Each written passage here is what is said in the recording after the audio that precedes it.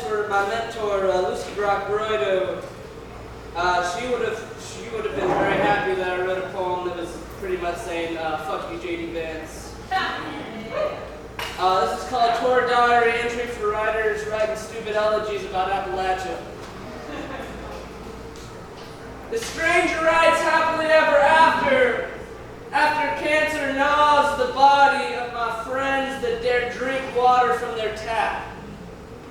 Tell me how my friends are capable of living in the same elegy as strangers. How their water is biblical, a plague of cicada, small, dormant, undetected, sleeping in the body, waiting for their time to sing, and then rupture. Tell me how you remember the word fatalistic sounding in the mouth of a dying child. That it sounded different than the hired expert on the news than the ping of tin roof you made while shooting your rifle across the Ohio River once to our side to see what you could hit. To see if a stranger's roof would still shine beneath the sun after. It sounded different to me while visiting my grandmother in the hospital, staring into the cloud of her lake eyes for the first time. I thought of her body as finite, blue. I used my body to burn until there wasn't enough body left to confront what is hard for people to understand. We, the myth, people need us to be. We, the children other children go to when lost. We, the children that must suffer to make the suffering of other children more bearable. It's not that the sugar maples are silent. It's just easier to take from them when one doesn't listen to their suffering.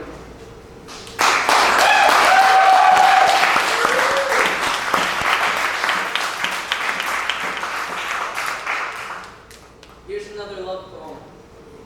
It's a boozy one. If you want to buy my book, it's the one with the football guy, which is me bringing football back there with Hannah and Brian. Does anybody here know who Paul Farmer is? Fantastic. Okay. This is called The Topography of Mountains Beyond Mountains. Remember the world after reading Paul Farmer's biography that we thought it could be saved with a PhD in anthropology. Edith. Remember when we realized we could do the same thing by hugging strangers at the end of the bar. I never left that bar. I closed that bar down, slept in the back room on a pile of cardboard next to a mop.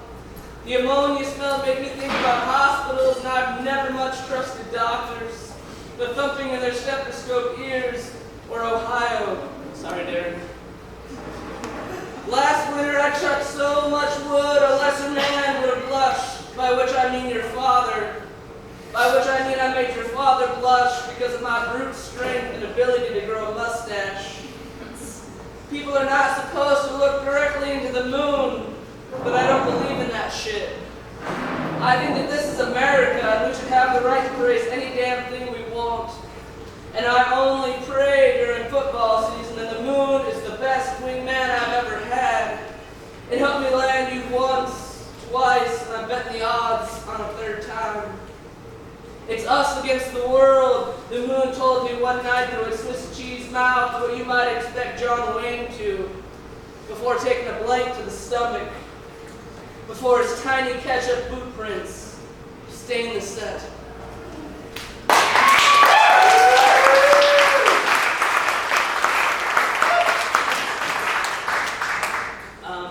So I live in New York City now, and I'm pretty much devastated by the fact that I live in New York City now.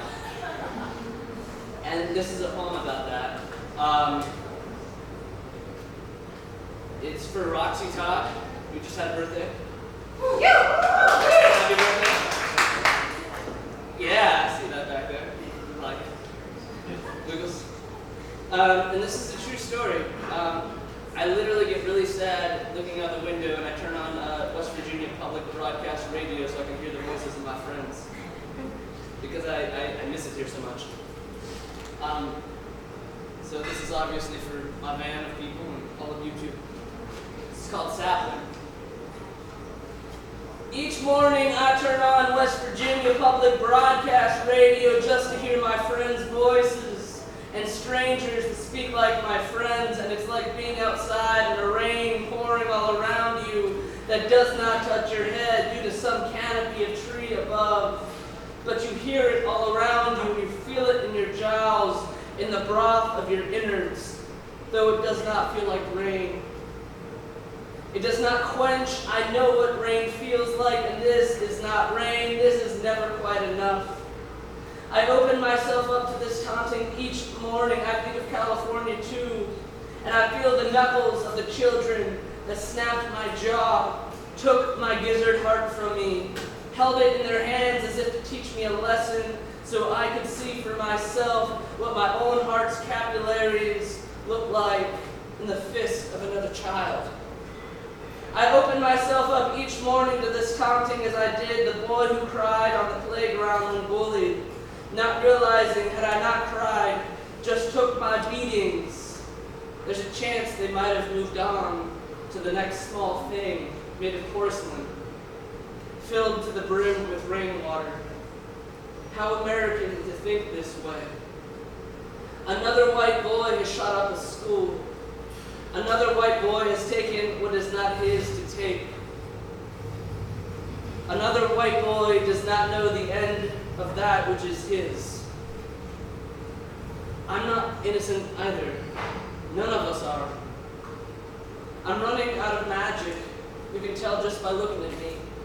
Each morning I sit at my table, looking out the window, listening to the voices of my friends and strangers 1,000 miles away, pretending best as I can that it's not the Hudson I see. And each day to my surprise, I see the Hudson. And there's some part of all of us whom, without our knowing, have been planted somewhere new, that can hear the whispering of home in the same rain that forces us to grow.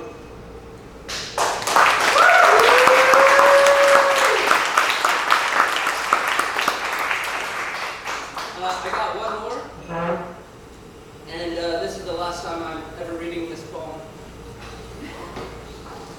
I got asked by a bunch of people tonight to read it, so I'm going to do it. But this will be my last time, so if you like this, or you know what this is, pull your camera out now, because it's never going to happen again. It's true. Ever. Yeah, this is history. He doesn't do that anymore. How novel. I've been reading essays most of this tour, and so I haven't been yelling the same way. But this is one I get to really yell out. So thank you all for coming and for supporting our tour and for supporting my friends. And I love everybody in this room. I hope you had a good night, especially Howard. What's this? I love you too, Howard. This one's got a long title, so some of you know what it is.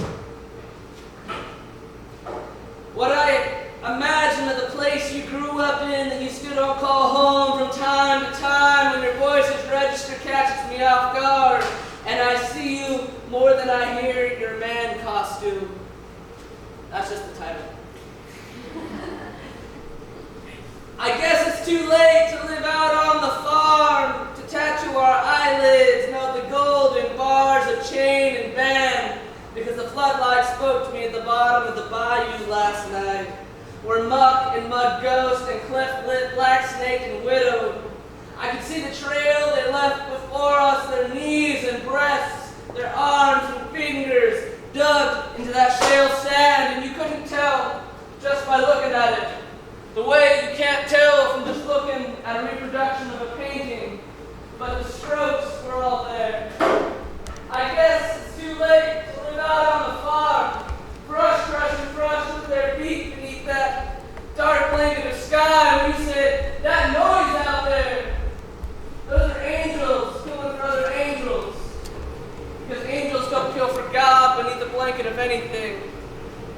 And because when I was a boy, I was taught that angels do their killing out in the open, I wear this shirt for good luck. The doe sewn inside the cuff means don't startle so easy. Don't be just a tuft of hair, but the entire scalp.